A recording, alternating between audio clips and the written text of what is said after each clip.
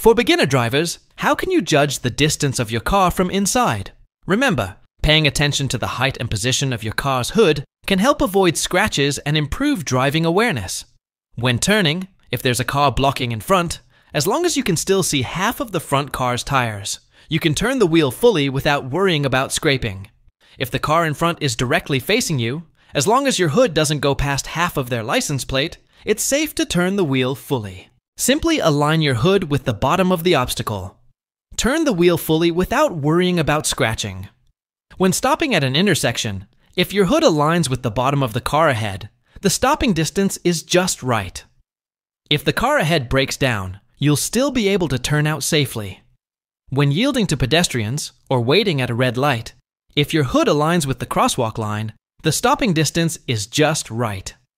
If it's hard to remember, you can save this as a reference.